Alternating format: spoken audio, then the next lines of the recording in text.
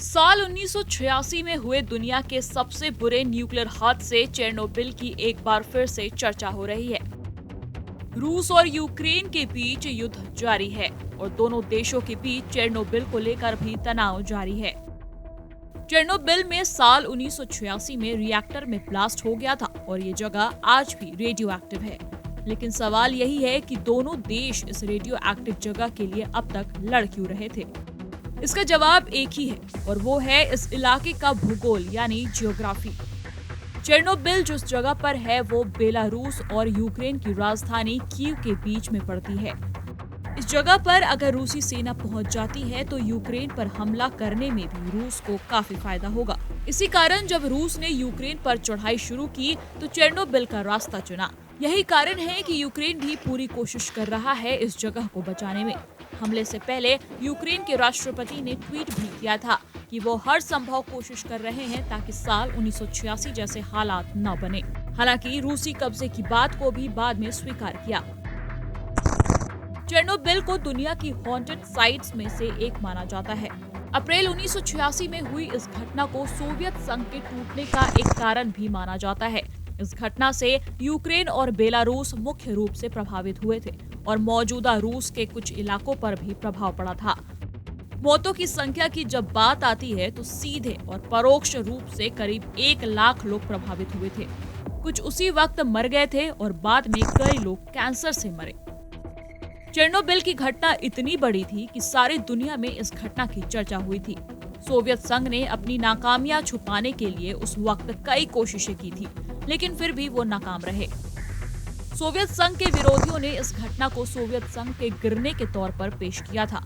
Reports बता रहे हैं कि रूस ने जो कब्जा किया है उसका मकसद चेरनोबिल की सुरक्षा नहीं है। साथ ही ये भी कहा जा रहा है कि यूक्रेन में मौजूद बाकी के 4 रिएक्टर पर भी खतरा है।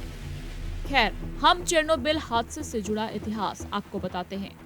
आज से 36 साल पहले 26 अप्रैल 1986 को तत्कालीन सोवियत संघ के चेरनोबिल के न्यूक्लियर पावर प्लांट में बहुत बड़ा धमाका हुआ था। इस घटना ने कुछ ही घंटों में सैकड़ों लोगों की जान ले ली थी। शुरुआत में तो सोवियत संघ ने इस हादसे को छिपाने की पूरी कोशिश की। इस न्यूक्लियर पावर प्लांट में 4 रिएक्टर बने हुए थे। यूनिट 1 का निर्माण 1970 में, जबकि यूनिट 2 का निर्माण 1977 में हुआ था। 1983 में यूनिट नंबर 3 और 4 का काम पूरा हुआ था। इस हादसे के समय 2 रिएक्टर एक्टिव थे। इस रिएक्टर को ठंडा रखने के लिए पास से बह रही प्रिपिएट नदी के किनारे एक आर्टिफिशियल झील बनाई गई थी। इस झील से पानी को पाइप के सहारे रिएक्टर तक लाया जाता था। बाद में उन्हें इस्तेमाल कर वापस इसी झील में भेज दिया जाता था। 26 अप्रैल को दुर्घटना वाले दिन न्यूक्लियर पावर प्लांट में एक टेस्ट किया जाना था। इस दौरान वैज्ञानिक ये जांच करना चाहते थे कि क्या बिजली सप्लाई बंद होने की स्थिति में रिएक्टर के बाकी उपकरण काम करते हैं कि नहीं। वो ये भी पता लगाना चाहते थे कि इस स्थिति में न्यूक्लियर टरबाइन कितनी देर तक घूमते रहेंगे और बिजली सप्लाई को बनाए रखेंगे। इस बिजली की मदद से रिएक्टर को ठंडा रखने वाले कूलिंग पंपों की बिजली सप्लाई की वास्तविकता की भी स्टडी की जानी थी। 25 अप्रैल की रात करीब 1:30 बजे टरबाइन को कंट्रोल करने वाले वॉल्व को हटा दिया गया। उसके बाद रिएक्टर को आपातकालीन स्थिति में ठंडा रखने वाले सिस्टम को भी बंद कर दिया गया। रिएक्टर में एक ऑटोमेटिक स्विच लगा होता है जो किसी तरह की इमरजेंसी स्थिति में न्यूक्लियर फ्यूजन की प्रोसेस को रोक देता है। वैज्ञानिकों ने उस स्विच को भी ऑफ कर दिया। इसके कारण अचानक रिएक्टर के अंदर न्यूक्लियर फ्यूजन की प्रक्रिया बेकाबू हो गई। तेजी से भाप बनने लगा जिससे रिएक्टर के अंदर प्रेशर बढ़ गया और 2 बड़े धमाके हुए। इससे पूरे वातावरण में रेडियो एक्टिव पदार्थ फैल गया। ये धमाका इतना शक्तिशाली था कि रिएक्टर को ढकने वाली 1000 टन से ज्यादा वजन की मेटल प्लेट और उसके ऊपर बनी कंक्रीट की मजबूत छत हवा में उड़ गए। रिएक्टर में इस्तेमाल होने वाली परमाणु ईंधन की छड़ों के परकच्चे उड़ गए। ये रेडियो एक्टिव छड़ें हवा में काफी ऊंचाई तक उछली, जिससे पर्यावरण में रेडियो एक्टिव पदार्थ काफी दूर तक फैल गया।